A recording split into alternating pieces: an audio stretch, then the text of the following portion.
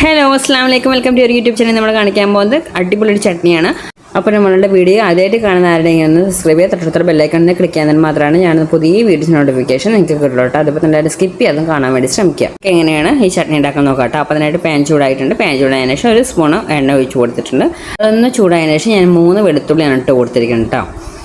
അതിട്ടതിന് ശേഷം ഒന്ന് ചെറുതായിട്ടൊന്ന് വാട്ടിയെടുക്കുക. അതായത് ആ വെളുത്തുള്ളിയുടെ കളർ ചെറുതായിട്ടൊന്ന് മറന്ന് വരുന്ന വാട്ടിയെടുക്കുക. അതൊന്ന് വാടി കിട്ടിയതിന് ശേഷം നമുക്ക് ചേർക്കേണ്ടത് ഒരു 6 ഉണക്കമുളകാണ് കേട്ടോ ഞാൻ ചേർത്ത് കൊടുക്കുന്നത്.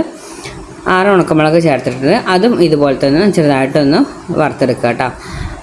അതൊന്ന് വറുത്ത് കിട്ടിയതിന് ശേഷം ഇനി നമുക്ക് ചേർക്കേണ്ടത് ഒരു ചെറിയൊരു പീസ് പുളിപ്പതി, അതായത് നമ്മൾ നാരങ്ങ സൈസ് പുളി എന്ന് പറയില്ല, അതിൻ്റെ പകുതി എടുത്താൽ മതി കേട്ടോ. പുളി ഒരുപാട് കൂടണ്ട. അതിട്ട് ഒന്ന് ചൂടായതിന് ശേഷം ഇനി ഞാൻ ഒരു 1/2 കപ്പ് പൊട്ടുകടലയാണ് എടുത്തിരിക്കുന്നത് കേട്ടോ. അതിട്ട് കൊടുക്കുക. അതിട്ട് കൊടുത്തിട്ട് അത് 2-3 മിനിറ്റ് ഒന്ന് വറുത്തെടുത്താൽ മതി. ഒരുപാട് നേരിട്ട് വറക്കേണ്ട ആവശ്യമൊന്നുമില്ല. അതുപോലെ തന്നെ നമ്മളിത് വറുക്കുന്ന നേരത്തൊക്കെ ഫ്ലെയിം ഒന്ന് മീഡിയത്തിലോ അല്ലെങ്കിൽ ഓലോ ഇട്ടിട്ട് വേണ്ട അത് ചെയ്യാൻ.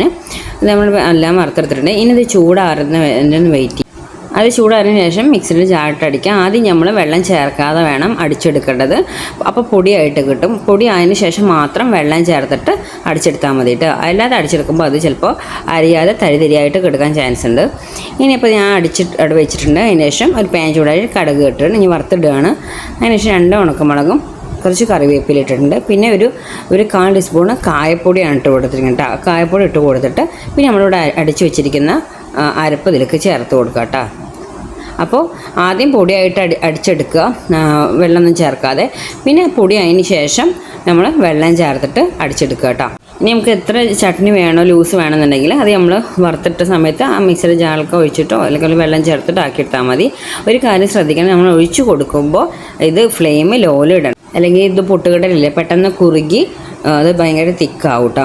അപ്പോൾ ലോയിലിട്ടിട്ട് കുറച്ച് വെള്ളം ഒഴിച്ചിട്ട് നമുക്ക് ലൂസാക്കി എടുക്കാം. ഞാൻ ഇപ്പോൾ കുറച്ച് ഉപ്പിട്ട് കൊടുത്തിട്ടുണ്ട്. ഉപ്പ് നമ്മൾ തീരെ എവിടെ ഇട്ട് കൊടുത്തിട്ടില്ല, ഇപ്പോഴാണ് ആഡ് ചെയ്ത് കൊടുത്തത് കേട്ടോ.